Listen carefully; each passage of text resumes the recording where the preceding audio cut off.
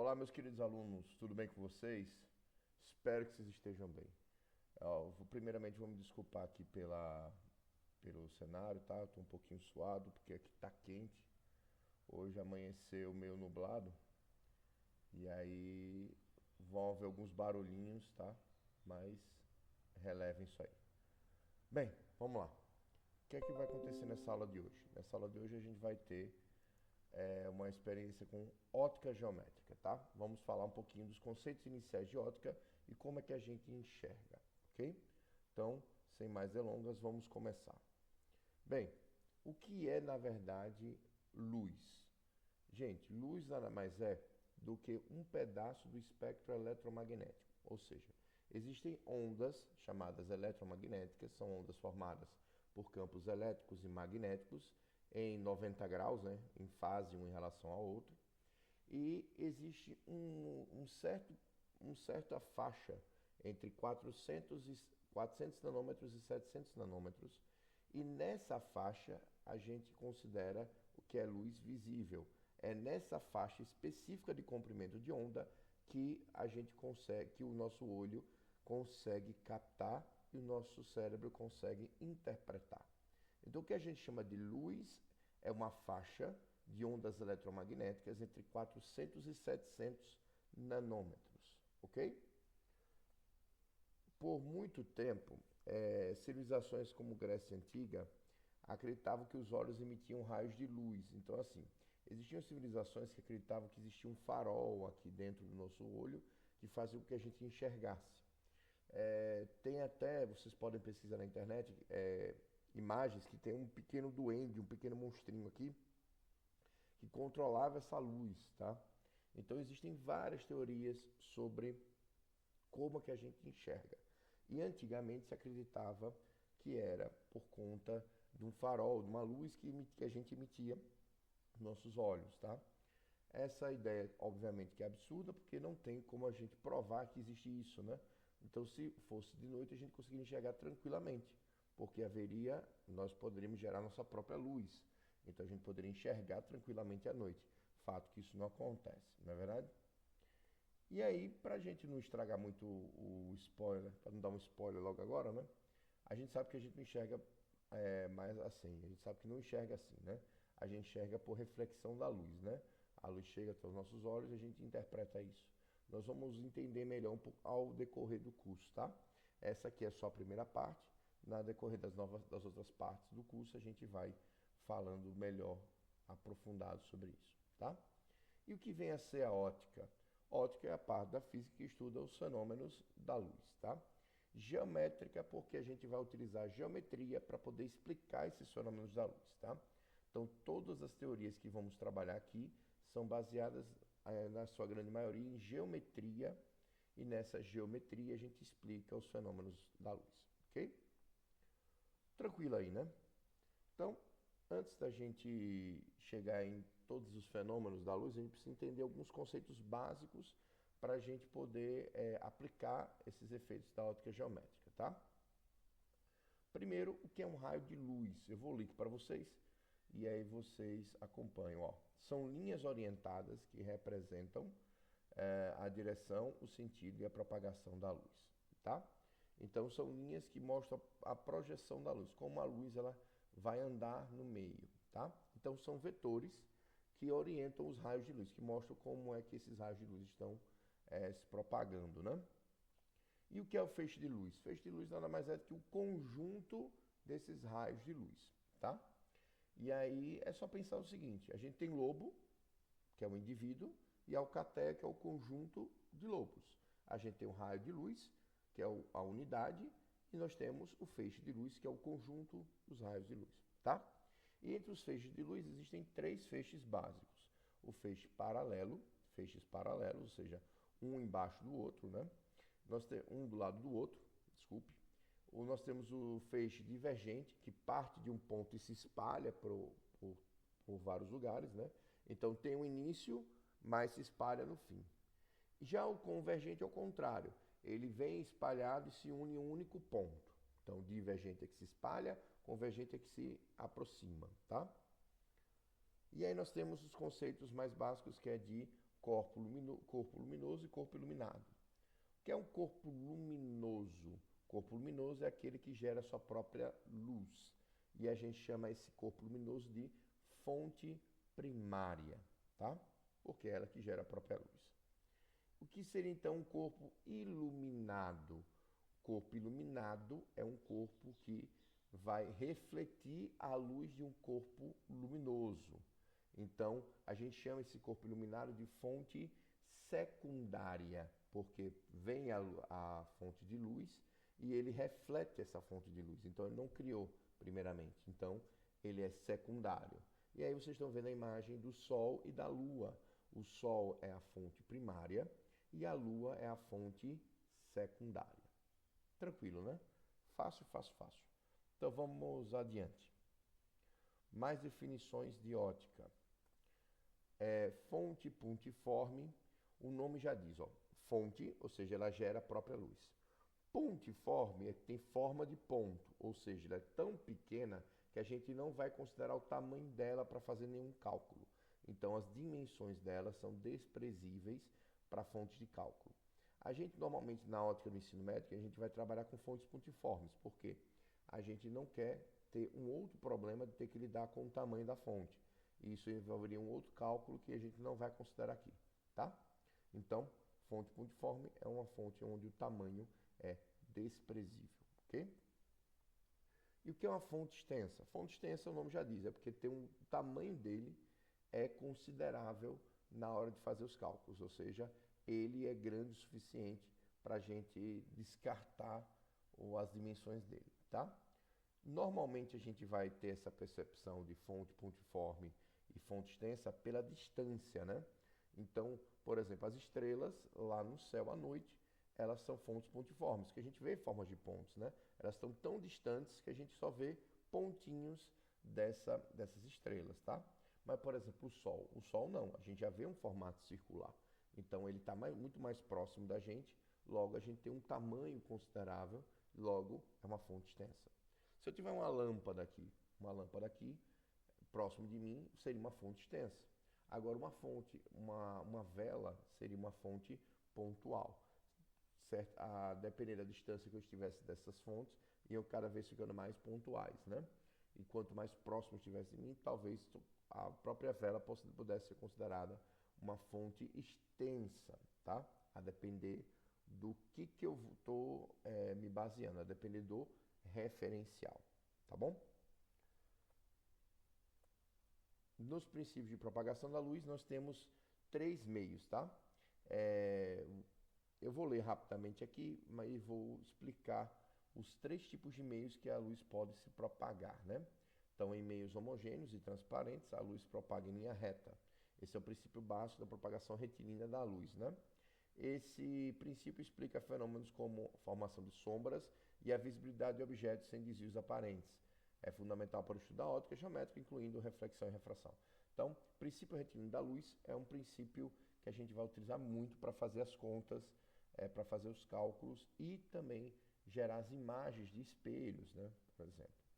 Então, fenômenos da reflexão e da refração dependem do princípio retilíneo da luz, sombra, câmara escura, formação de imagens, tudo isso é feito através de propagação retilínea da luz, tá? Há também a passagem entre os meios, né? Que nós temos os meios de propagação. Nós temos o meio transparente, né? O que seria o meio transparente? Meio onde permite ver objetos com muita nitidez, ou seja, a gente dá para ver perfeitamente nessa imagem. Vocês veem que tem uma plantinha atrás desse globo de vidro. Então a gente consegue ver perfeitamente o que está atrás desse objeto. E isso é transparente, com perfeita nitidez, ou seja, sem deformação da imagem, tá? Meio translúcido. Meio translúcido já é um meio que ele é como se fosse semi-transparente, ou seja, ele permite a gente ver o contorno, ele permite a gente ver que tem um objeto atrás, mas a gente não consegue identificar esse objeto, tá? Então, por exemplo, o box de um banheiro, ele é um meio translúcido. Dá para ver que tem uma pessoa ali, mas a gente não sabe que pessoa que está ali. A gente só vê o contorno da pessoa, então não tem como a gente identificar, não tem muita nitidez, né? E o meio opaco é aquele que não tem como a gente ver nada, né? Então é meio que impede que a luz consiga passar por ele, logo a gente não consegue ver o que está atrás desse objeto, ok? E aí a gente vai para o primeiro efeito, o primeiro fenômeno que a gente trabalha com propagação retilínea da luz, que é a sombra e penumbra, tá? O que é sombra? Sombra é uma região completamente escura formada quando um objeto bloqueia totalmente a passagem de luz. Então, o meio é opaco, né? Você tem um objeto opaco e a luz incide nesse objeto opaco. Atrás desse objeto não vai ter passagem de luz, logo ausência de luz. Então nós teríamos uma região de sombra. E o que seria penumbra? Penumbra é a região parcialmente iluminada que se forma ao redor da sombra quando a fonte de luz possui um tamanho significativo. Ou seja, nos contornos do objeto vai haver a passagem de luz. E essa passagem de luz vai criar uma região meio acinzentada. E essa região acinzentada é como se fosse a diferença entre o claro e o escuro. É uma região de transição, tá? Então, penumbra, ele pega os contornos do objeto e nesses contornos do objeto há uma pequena passagem de luz. Fica entre a sombra e a parte iluminada, tá? E aí um exemplo clássico de aplicação de sombra e penumbra, né, é o eclipse solar, né? Na quinta-feira, né, na quinta para sexta, teve o eclipse lunar. O dia que eu estou gravando, na semana passada, na quinta, se eu estou gravando na terça, na quinta e na sexta-feira passada, na quinta para sexta passada, teve o eclipse da lua sangrenta, né? A gente vai explicar esse efeito já já também, que faz parte do princípio de propagação retilínea da luz, ok? E aí vamos à primeira brincadeira aqui, vamos nos divertir com uma brincadeira de sombra. Essa brincadeira é interessante porque permite que eu possa calcular qualquer altura de qualquer superfície, desde que eu saiba que eu tenho uma referencial, né? Coloque um graveto, ou seja, uma pessoa, alguém tem que ser como uma base de referência para a gente calcular. Eu preciso ter a sombra do objeto que eu quero medir a altura, preciso ter uma referência e pegar essa sombra dessa referência. Preciso ter a altura desse rapaz para poder fazer a conta, tá? Qual é a base disso aí? A gente sabe o seguinte, como os dois estão no mesmo plano, então os dois vão receber a mesma inclinação de raio de luz, né? O feixe de luz vai vir paralelo a nós, tá? Então, como os feixes de luz vão vir paralelos, veja que você ao pegar os contornos, ó, pega aqui nessa região de penumbra e sombra, ó, você vai pegar essas linhas retas, e essas linhas retas vão formar um triângulo retângulo. Como aqui é um feixe de luz paralelo, aqui é o mesmo feixe de luz, que é um feixe de luz paralelo a esses aqui, mas eles estão na mesma inclinação. Então eu posso dizer que esse ângulo aqui é o mesmo que esse ângulo aqui, ó. Como aqui é 90 graus também, ó, 90 graus com o chão, então eu posso dizer o quê? Que esse ângulo aqui de cima também é semelhante a esse ângulo daqui. Em outras palavras, esses três ângulos são iguais. Se os três ângulos são iguais, eu posso dizer que esse triângulo é semelhante um ao outro, por conta dos raios de luz que são paralelos, logo a inclinação em relação aos objetos será a mesma. O ângulo de inclinação será o mesmo. Como os dois estão perpendiculares ao chão, eles fazem 90 graus. Então, se eu tenho dois ângulos iguais, obviamente o terceiro vai ser igual. Por quê? Porque a soma dos três ângulos tem que dar 180. Se eu tenho dois ângulos iguais, logo o terceiro tem que ser igual, porque senão não fecha a conta dos 180, tá? Então, eu tenho dois triângulos semelhantes. Se são triângulos semelhantes, eu posso dizer que esse lado aqui está para esse, assim como a altura desse objeto está para a altura desse outro objeto aqui. Em outras palavras, eu posso fazer o seguinte, ó. Aqui a ordem não importa muito, mas eu geralmente faço assim. Eu faço primeiro altura, desculpe, depois sombra.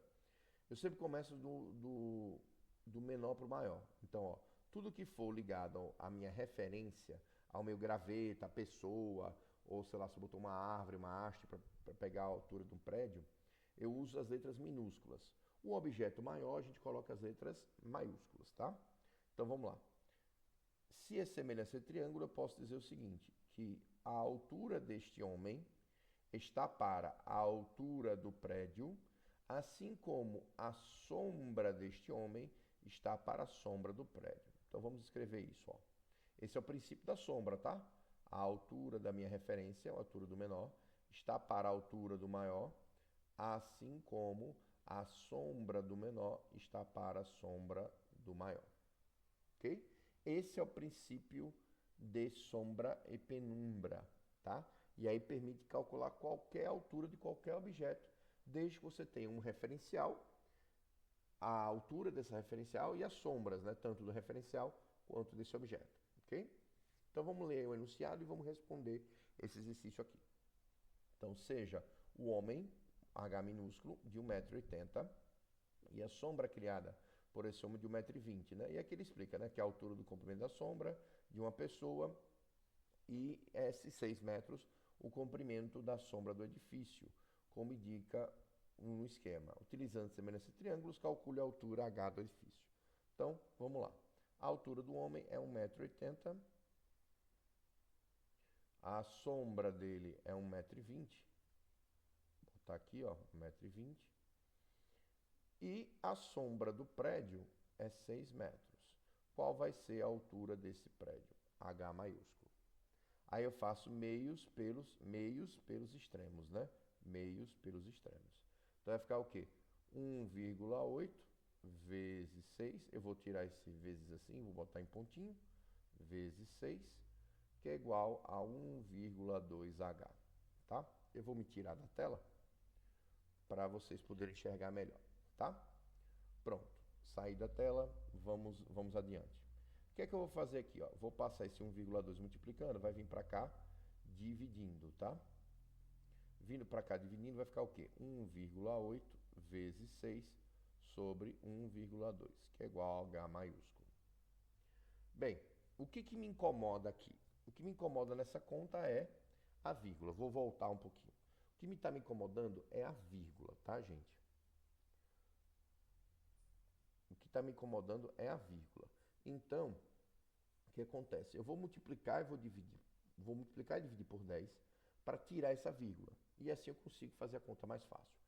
Ah, professor, eu não quero. Posso fazer direto? Pode, mas eu vou fazendo assim devagarzinho para ensinar alguns tópicos de matemática para vocês. Então, quando você tem a vírgula, você não quer trabalhar com a vírgula, você vai tirar essa vírgula daí. Como os dois têm uma casa decimal apenas, então eu posso multiplicar em cima e dividir embaixo, que aí eu vou conseguir tirar essa vírgula tanto em cima quanto embaixo. E aí eu vou ficar com todos os números inteiros. Então, eu vou multiplicar e dividir, tanto em cima quanto embaixo, e eu te removo essas vírgulas, tá? Vou sumir de novo e a gente continua, tá? Vamos lá. Vou multiplicar por 10 em cima e embaixo. Eu vou só colocar aqui, só para mostrar mesmo, tá? Mas não precisaria colocar. É só você tirar essas vírgulas, automaticamente funcionaria. Então, multiplicar e dividir por 10 seria multiplicar por 10 aqui em cima e multiplicar por 10 aqui embaixo. Não é isso?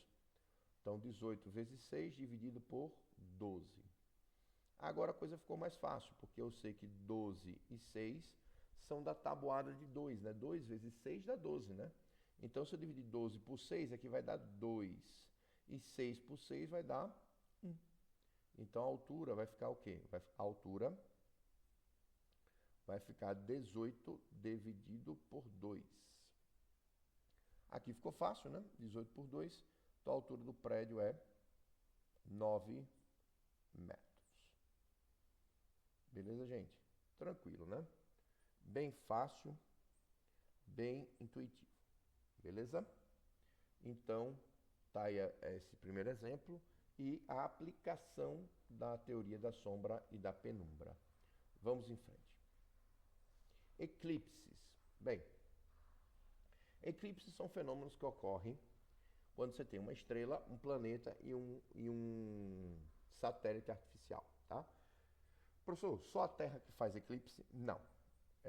Existe eclipses em outros planetas, tá?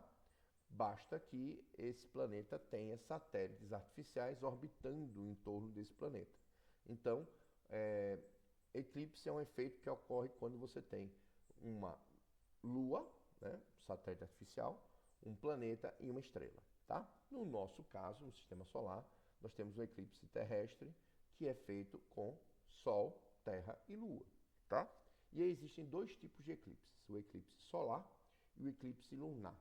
Qual a diferença entre eles? Basicamente a posição onde a Terra e a Lua vão ocupar, tá? No eclipse solar, a Lua está à frente da Terra, ok? E no eclipse lunar, a Lua está atrás da Terra.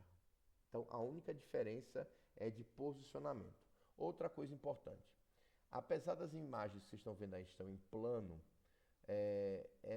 a gente sabe que a órbita da Terra e da Lua não é reta, ela é inclinada, tá? Então, a gente tem também essa diferença aqui, tá? Então, como é que funciona o eclipse solar?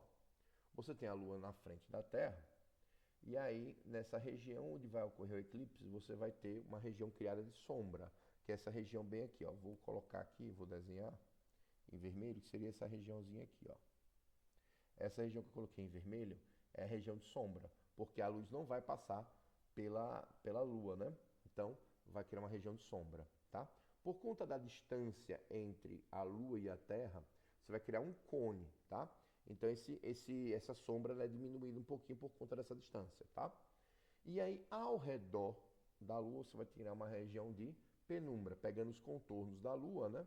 Você vai criar uma região de penumbra. Então, você vai ver você vai ver a Lua inteira, né? Coberta.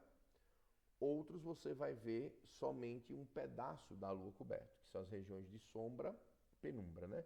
Quem não tiver bem em cima desse cone, ele vai ver de lado. Então, por exemplo, aqui está acontecendo na África, né? Está acontecendo nessa região da África. Quem tiver mais um pouquinho aqui do lado da África aqui, ele não vai ver eclipse total. Ele vai ver um eclipse parcial. Ou seja, ele vai ver de lado, então ele vai ver a Lua cobrindo uma parte do Sol e não totalmente o Sol, tá? Então, isso é o eclipse solar. Existem alguns tipos de eclipse solar que a gente vai comentar no próximo slide. E o eclipse lunar, existem algumas fases, né? Existe uma fase de umbra e existe uma fase de penumbra, tá? Vamos para o próximo slide que eu explico melhor o eclipse lunar. Então, gente, ó, esses são os três tipos de eclipses que a gente tem solar. Nós temos o total, é quando a gente está em cima mesmo, em cima dessa sombra. E nessa sombra a Lua cobre totalmente o Sol. Agora, qual a diferença entre o eclipse total e o anular ou anelar? É porque o anelar acontece que a distância é um pouquinho maior. A distância fica um pouquinho maior. Então, a sombra da Lua fica menor. Como a sombra da Lua fica menor, fica sobrando nas bordas um pouco do Sol. Então, a sombra da Lua não consegue cobrir totalmente o Sol. E aí fica parecendo um anel de fogo, né? E a gente chama esse eclipse de eclipse anular ou anelar, tá? E o parcial é quando a gente está vendo essa sombra de lado, né? A gente não está de frente para a sombra. A gente está numa posição lateral a essa sombra. E nessa posição lateral, a gente só vê um pedaço do eclipse, né? Vamos lá ao eclipse lunar. Por que a Lua fica vermelha nesse eclipse lunar, né? A Lua fica vermelha porque a atmosfera da Terra consegue desviar raios de luz. E existem 7 cores na luz branca, tá? E as 3 primeiras cores são vermelho, alaranjado e amarelo. Essas cores elas têm a capacidade de ir mais longe. Elas conseguem chegar em distâncias muito mais longas. Já as cores mais próximas do azul, elas tendem a passar por obstáculos mais facilmente, porém elas têm um comprimento curto, então elas têm um alcance muito baixo. Conseguem entrar nos objetos, conseguem passar por obstáculos mais facilmente, contudo, eles têm pouco alcance. Já o vermelho, alaranjado e amarelo são o contrário. Eles têm um alto alcance, porém têm baixa capacidade de penetração, ou seja, eles conseguem passar por objetos com muita dificuldade. Às vezes nem passam pelos objetos, né? pelos gases, pelos compostos, tá? Então o que acontece? Você ainda está pegando o raio de luz, você está numa região de penumbra ainda, pegando um pouco do raio de luz do Sol. Quando você está pegando esse raio de luz, que é desviado pela atmosfera da Terra, esse raio de luz pega em cheio a Lua. Só que das 7 cores do arco-íris, somente o vermelho, alaranjado e amarelo consegue chegar até a Lua.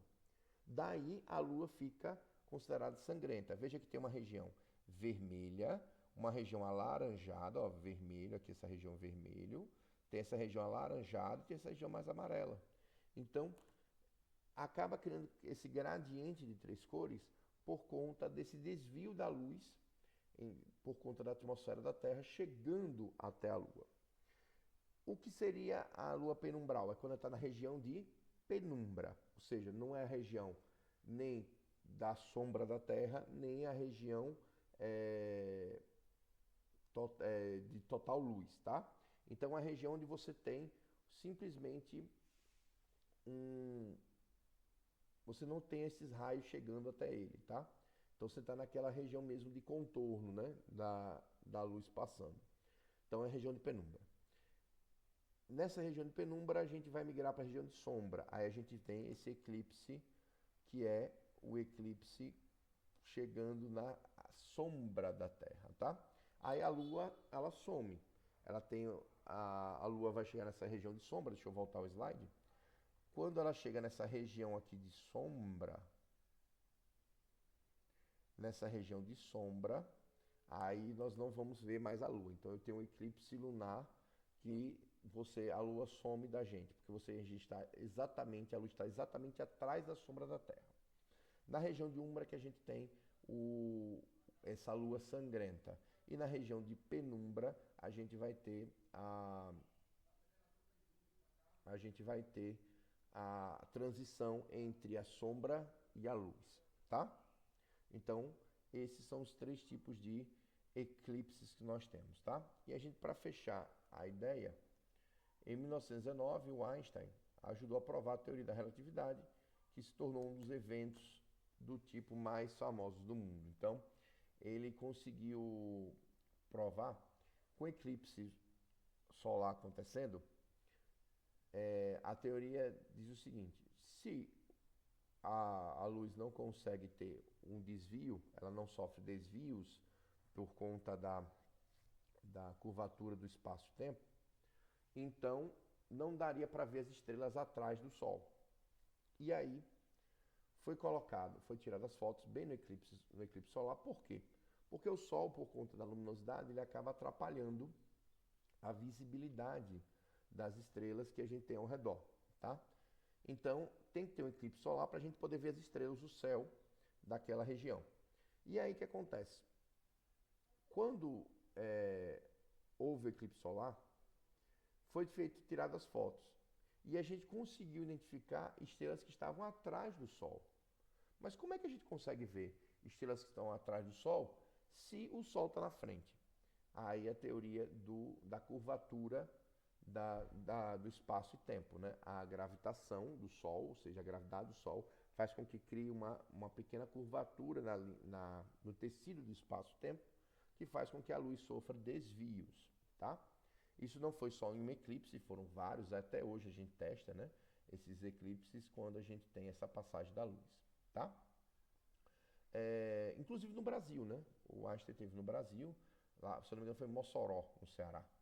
E aí ele foi onde ele começou a fazer os testes sobre o eclipse, sobre esse desvio da luz através do eclipse solar, tá? Então a parte de baixo só vai explicando o que eu já falei para vocês, né? Os eclipses ocorrem em qualquer componente que exista uma estrela, um satélite natural e um planeta, né? Então não é só a Terra que tem eclipse, ok? Vamos em frente. Câmara de orifício escuro. O que acontece? O que é essa câmara de orifício escuro? Nada mais é, gente, que uma caixa. E nessa caixa tem um furinho. E existe no fundo dela, a gente pode colocar, por exemplo, papel vegetal. É um meio que a gente consiga ver a imagem formada no fundo da caixa, tá? Pode ser um meio translúcido, semi-transparente, pode ser um filme para revelar a foto, tanto faz, tá? Então, para a gente fazer, vocês podem pegar simplesmente uma caixa, ou, por exemplo, uma lata de leite ninho, uma lata de Nescau, seja lá o que for que vocês tenham em casa, fazem um furinho na lata e onde tem a tampa, a gente pode colocar papel vegetal. E quando a gente faz isso, ocorre o efeito da câmara escura. Bem, por que funciona esse efeito? Porque temos que lembrar que, para a construção da óptica geométrica, a luz propaga em linha reta, certo? E aí, como a gente consegue ver a imagem no fundo da caixa, que é o fundo da caixa, tá? Que é o fundo. E aqui é a frente.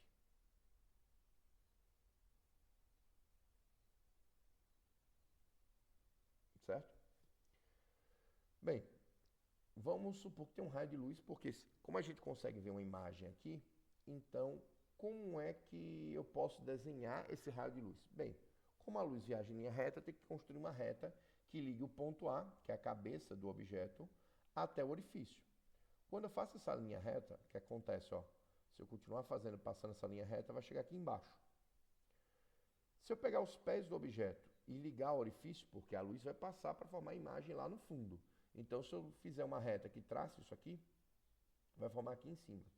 Ou seja, por conta do princípio de propagação retilínea da luz, o objeto vai ser formado de cabeça para baixo. Fica de cabeça para baixo.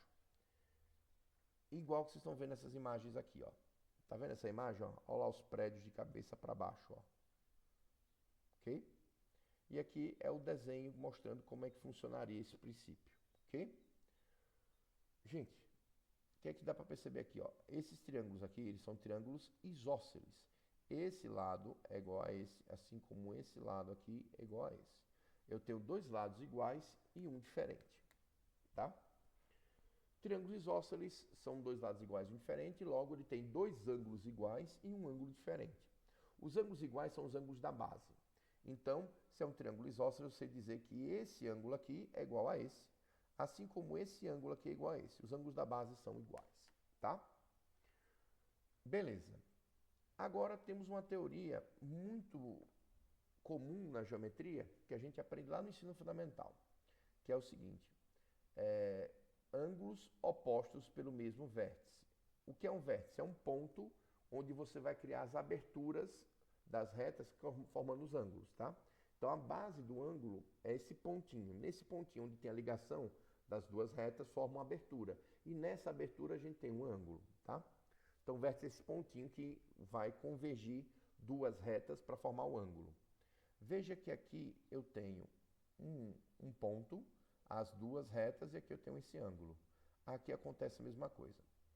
Como as duas retas, essas retas aqui e essas retas estão indo para o mesmo ponto de vértice, logo a teoria da geometria me diz que ângulos opostos pelo mesmo vértice, eles são iguais. Então, esse ângulo aqui é igual a esse ângulo aqui. Então, o que eu posso dizer com isso? Eu posso dizer que esses dois triângulos são triângulos semelhantes. Se são triângulos semelhantes, então eu posso aplicar a teoria da semelhança de triângulos, tá? Como é que eu vou aplicar?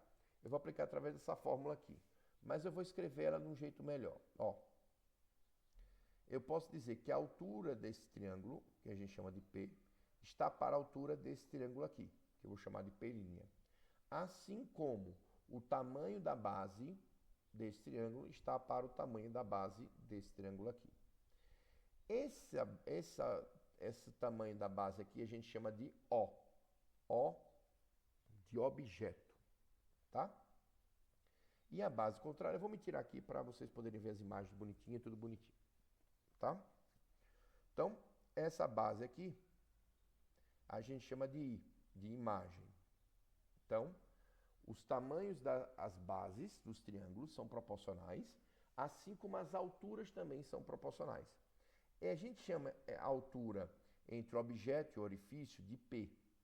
Então, sempre a distância entre o objeto ou o espelho e o objeto, a lente, o objeto, o orifício, a gente chama de P, tá? Se for uma distância atrelada à imagem, a gente coloca o linha. Então, qualquer distância atrelada ao objeto, chamamos de P, sem a linha.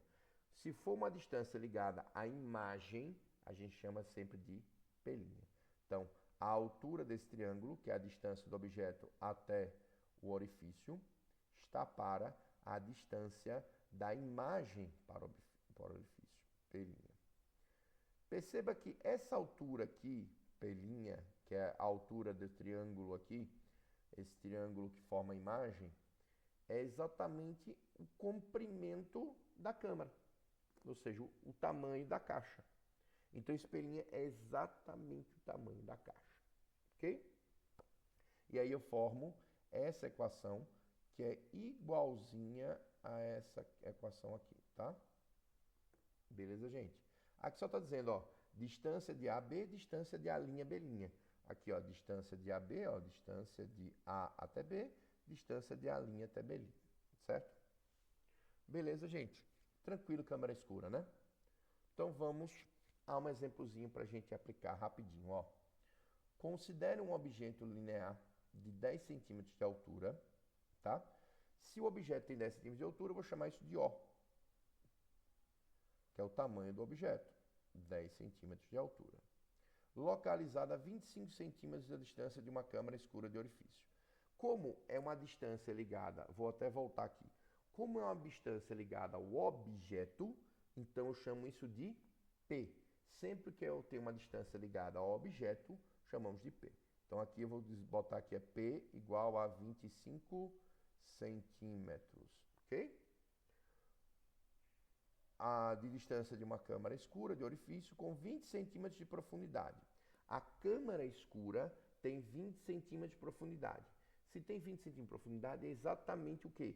A distância pelinha, que é a distância entre o orifício até a imagem. Então lembre que sempre a profundidade da câmara é o meu pelinha. Então aqui vai ser pelinha igual a 20 centímetros. Opa, meu fone caiu. Botando aqui de volta o meu fone. 20 centímetros. Ele quer que se determine a altura da imagem. Se ele quer a altura da imagem, ele quer o I. Quem é o I? Ok? Então, baseado nessas informações, vamos fazer essa questão. Eu sei que o tamanho do objeto está para o tamanho da imagem, assim como P, que é a distância relacionada ao objeto, está para a distância relacionada à imagem, pelinha, certo? Então vamos lá, o O eu sei que é 10, o I eu quero saber, o meu P é 25 centímetros e o meu pelinha é 20. Então aqui eu poderia cancelar, fazer essas contas, mas aqui está muito fácil, eu vou fazer direto, tá? Meios pelos extremos. Então vai ficar 10 vezes 20, 200, que é igual a 25i. Então, i vai ser 200 dividido por 25. Bem, gente, 200 por 25 tá fácil, né? É só pegar, ó, 25 mais 25, 50, 25 mais 25, 50.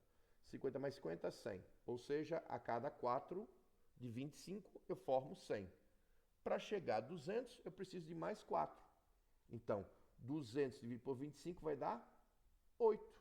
Então, a imagem vai ter 8 centímetros de altura.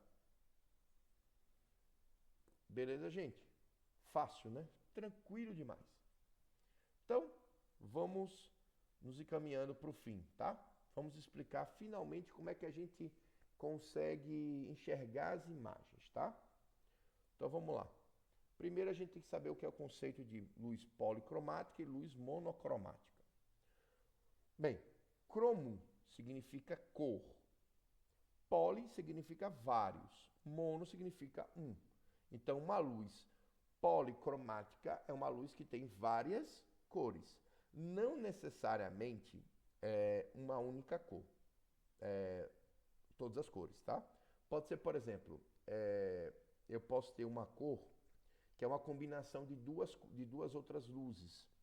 Então, por exemplo, se eu pegar o magenta, o que é o magenta? Magenta é um rosa meio choque, né? Esse rosa ele é formado por azul e vermelho. Então, isso é uma luz policromática? Porque você tem azul e vermelho. Você tem duas luzes que vão formar uma nova cor, ok? Então, policromático pode ser também a formação de várias cores, tá?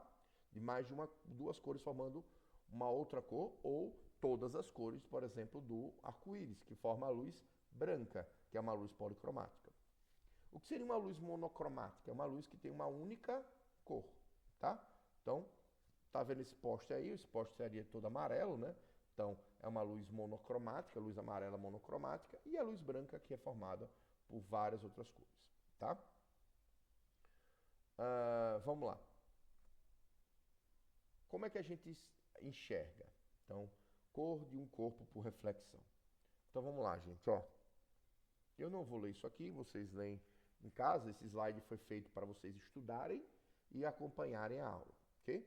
Então, vamos lá. A luz do sol, ela carrega luz branca natural, que bate na folha.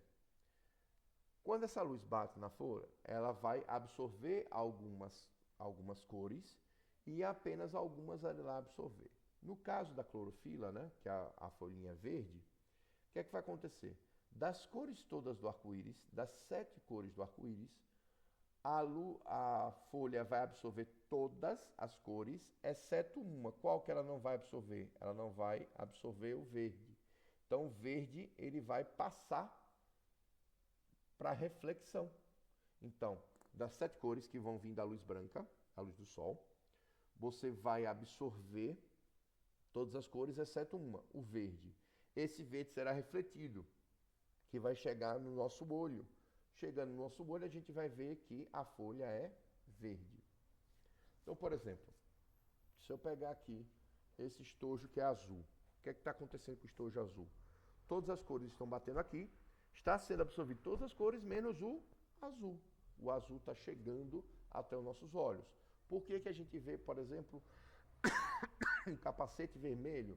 Porque absorve todas as cores, menos o vermelho, que é refletido para nós. Professor, só vai refletir uma cor? Não, como eu falei, pode ter composição de várias cores, não é isso? Então, composição de várias cores, a gente pode enxergar, pode ser liberado mais de uma cor. Por exemplo, vem o magenta, então quer dizer que foi liberado o azul e o vermelho. E o que é diferentes tipos de rosa? É os diferentes níveis que você vai ter. Pode ser que absorva uma parte do vermelho e totalmente o azul. Então você tem uma coloração um pouco mais azulada, você pode ter uma coloração um pouco mais avermelhada, a depender de quanto é absorvido dessas luzes, tá? E só para lembrar, as 7 cores do arco-íris estão nessa sequência aqui, ó. Vermelho, alaranjado, amarelo, verde, azul, anil, que é o azul escuro, e violeta, ok? Beleza, gente? Tranquilo, né? E o que seria um corpo branco e um corpo negro? Um corpo branco é um corpo que reflete todas as cores. Então, vem a luz do sol, vem a luz da fonte luminosa, a luz branca bate nesse objeto e ele reflete todas as cores de volta. Então, isso é um objeto branco. E o que é um objeto escuro? Um objeto escuro, um objeto negro, um corpo negro, seria um corpo onde você absorve todas as cores. Então, o nosso olho identifica como absorção algo escuro, algo preto, totalmente preto, tá? Então, quando a gente vê preto, é porque foi absorvida todas as cores, não está emitindo radiação, não está emitindo luz, ok? E aí vem uma pegadinha, para a gente finalizar essa aula. Se eu tiver um capacete vermelho na luz vermelha, eu vou enxergar vermelho, ok? Tranquilo, luz vermelha, capacete vermelho, vou enxergar vermelho. Agora, se eu tiver um capacete amarelo na luz vermelha, o que é que vai acontecer? Eu vou enxergar o que cor no capacete? Não sabe? Mas eu sei. A gente vai enxergar preto. A gente vai enxergar negro, um corpo negro. Por quê? Porque se o capacete é vermelho, gente, é porque ele só libera a luz vermelha. Se eu tiver um capacete amarelo, ele só vai liberar a luz amarela. Então, se eu colocar uma luz diferente da amarela, se eu colocar luz branca, obviamente vai ser amarelo, porque ele vai absorver todas as cores, menos o amarelo. Porém, se eu colocar uma luz diferente de amarelo, ele vai ser absorvido. Então, se eu colocar uma luz vermelha em cima de um capacete amarelo, esse vermelho será absorvido. Logo, eu vou ver preto. O corpo não vai mostrar não vai refletir nenhum tipo de luz, logo nossos olhos vão captar tudo escuro. Beleza, gente? Então a mesma coisa que acontece, por exemplo, bandeira do Brasil. Se eu botar uma bandeira do Brasil a uma luz amarela, onde tiver o verde e o azul, vai ficar preto. Vai ficar só amarelo a parte amarelada.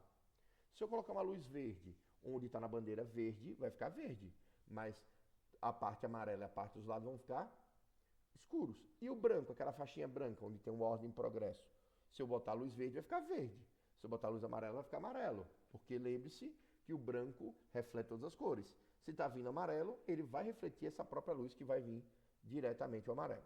Tranquilo, gente? Então, cuidado que isso é uma questão bem facinha, mas que pode cair numa prova. Beleza?